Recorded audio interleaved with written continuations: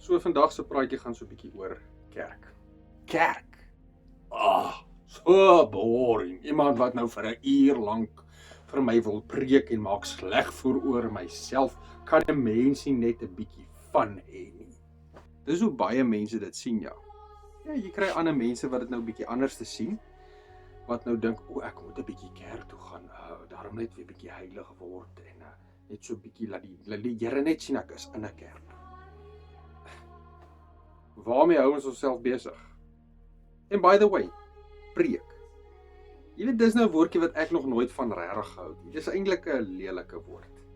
Dit klink so half, ek gaan jou nou tugtig hier met die woord van die Here en met 'n sambok slaan en jy moet nou.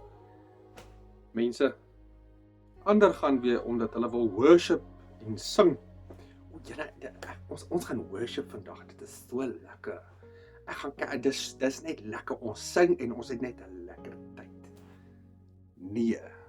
So ek het 'n vraag. Hoekom gaan jy kerk toe? Wat is die rede? En wat ewen is 'n kerk? Wat beteken die woordjie kerk? Waar kom dit vandaan? Mense, daar's baie daar buite. Van primitief tot groot kerke. Van konservatief na amper jolplekke. Wat se kerk is nou die regte kerk? So kom ons praat gou vandag. Ons praat 'n bietjie diep. Kom ons kyk wat beteken die woordjie kerk volgens skrif. Nou net so klein fun fact vir julle, die woordjie kerk kom nêrens in die Afrikaanse Bybel voor nie.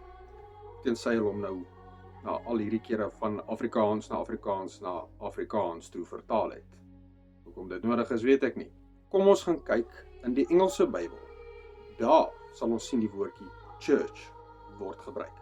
Maar wat sê die Afrikaans? Kom ek wys gou vir julle. In Afrikaans word die kerk die volgende genoem.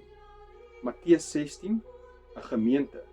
Handelinge 7, 'n vergadering. En 1 Petrus 5, mede-uitverkorene. Die Engelse Bybel nou weer gebruik meestal body, congregation, of soos ons nou weet van church. So wat beteken hierdie woord? Dit kom vanaf 'n woord uit die Griekse geskrif van die woordjie ekklesia, wat beteken 'n vergadering van geroepe heiliges. Nie 'n gebou nie, nie 'n instansie nie, 'n vergadering van geroepe heiliges. Wat gebeur daar? Dis 'n groep mense, heilige mense, wat op dieselfde tyd, op dieselfde plek, vir dieselfde rede en doel daar is. Eenvoudig, net. En waar ook al hierdie vergadering plaasgevind het, of tot vandag toe nog doen, of wel veronderstel is om te wees, gaan dit oor die verering van God. Hoekom? Want God is heilig. En hy wil hê ons moet heilig wees, soos wat hy heilig is. So as jy wil weet of jy in 'n kerk is wat God eerste stel en ernstig is daaroor, stel dit bietjie op die proef. Lees jou Bybel. Kyk wat sê dit van die kerk. Dit sê dit is 'n plek van heiligheid. Nie 'n jolplek nie, nie 'n skynheilige plek nie. 'n plek van heiligheid en orde. Met daardie in gedagte moet ons dan verstaan dat dit wat daar gepraat en gedoen word, heilig moet wees. As dit nie so is nie, dan moet jy jouself die vraag afvra: het hierdie mense my vir 'n ride gevat of nie? Hier's 'n paar vragies wat jy jouself kan vra. Leer ek regtig iets van God hier? Stem dit saam met skrif? Behandel dit my natuurlike en my geestelike lewe? Is die evangelie wat ek hoor suiwer?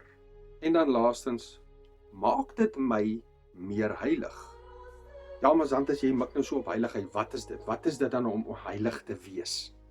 Heiligheid kom van die Griekse woordjie af, hagios, wat beteken to be morally blameless and physically pure. Interessant, né? Dit behandel al twee kante. Morally blameless and physically pure. 'n Persoon wat heilig probeer wees en heilig probeer leef, lyk anders. Hoekom? Want hy verstaan dat hy moet verander om heilig te word. Kyk gou na die volgende teksie. 1 Petrus 1 vers 15. Maar soos hy wat julle geroep het, heilig is, moet julle ook in julle lewenswandel heilig word. Heiligheid gaan ook daaroor om afgesonder te wees. Van wat? Van dinge buite God se skepping, buite God se wêreld. Wêreldse dinge, nie goddelike dinge nie. Kom ons kyk gou wat daai woordjie afgesonderd beteken. Dit kom van die woordjie Kodesh, wat beteken tot diens van God. Ander woorde, die wêreld en al sy geraas is om jou, maar jy is nie deel van dit nie, want jy loop in God se weg. Dit is hoe 'n kerk moet wees.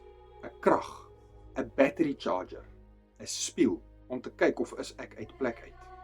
Kerk, Bybel en die wil van God moet al drie hand aan hand saam loop. En as 'n kerk dan enigsins iets anders verkondig, is dit 'n verdraaide weg. Onthou, 'n kerk is 'n vergadering van geroepe heiliges.